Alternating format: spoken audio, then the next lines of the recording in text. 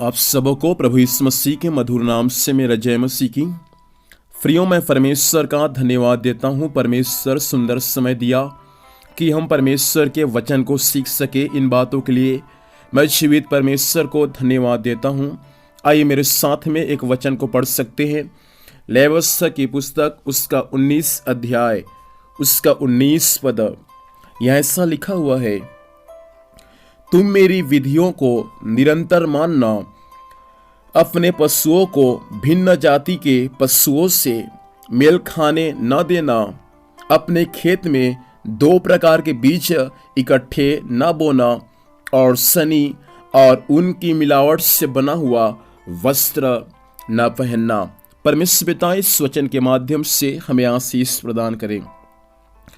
प्रियो, यहाँ पर परमेश्वर इस्राएलियों को 3 प्रकार की बातें यहाँ पर सिखा रहे। 19 पद में 3 प्रकार की बातें दिया गया है जो परमेश्वर इस्राएलियों को सिखा रहा है। सबसे पहले वहां लिखा हुआ है, तुम मेरी विधियों को निरंतर मानना। परमेश्वर इस्राएलियों को 10 आज्ञा दिया था। परमेश्वर इस्राएलियों को 10 आज्ञा से और भी बहुत सारे आज्ञा दिया था। लगभग 612 या 613 आज्ञा परमेश्वर इस्राएलियों को दिया था। यहाँ पर भी परमेश्वर उसी आज्ञा में से कुछ आज्ञा को परमेश्वर उनको बता रहा है और कहता है कि तुम मेरी विधियों को निरंतर मानना। कौन सी विधि को परमेश्वर मानने के लिए बोलता है? कौन सा परमेश्वर का नियम है? कौन सा परमेश्वर का विधि है जिनको इस्राएलियों को मानना है? यहाँ लिखा हुआ है 3 प्रकार की विधि के बारे में यहाँ पर दिया गया। पहला, अपने पशुओं को भिन्न जाति के पशुओं से मेल खाने न देना।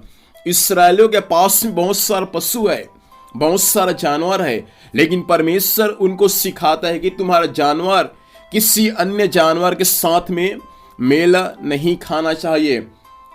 दूसरा, जो खेत परमेश्वर ने तुमको दिया हुआ है उस खेत में 2 प्रकार का बीज को नहीं बोना। इसलिए बाइबल को पढ़ेंगे, नया नियम में वहां लिखा है, एक व्यक्ति बीज बोया, सुबह उठकर क्या देखा कि उसमें जंगली बीज क्या हो गया है, उग गया है। प्रियो, परमेश्वर के वचन के अनुसार परमेश्वर इस्राएलियों को बोला था कि अपने खेत में केवल एक ही प्रकार का बीज बोना, 2 प्रकार का बीज नहीं बोना। और तीसरा उनको बोलता है कि सनी और ऊन की मिलावट से बना हुआ वस्त्र बिल्कुल भी नहीं पहनना। अब प्रियो, यहां पर से 3 प्रकार का विधि परमेश्वर इस्राएलियों को दे रहे हैं ताकि वे इस्राएली परमेश्वर की आज्ञा के साथ ही साथ परमेश्वर के विधि को भी माने। प्रियो, परमेश्वर का वचन आज की सुबह हमको यही कहना चाहता है कि जैसा हम परमेश्वर के आज्ञाओं को मानते हैं, वैसा बाइबल के हर एक विधियों को भी हम परमेश्वर में मानने वाले बन जाए।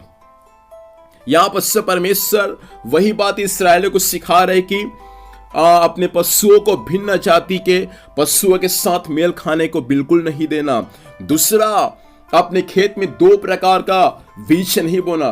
तीसरा, सनी और उनके मिलावट वाला वस्त्र को बिल्कुल भी नहीं पहनना।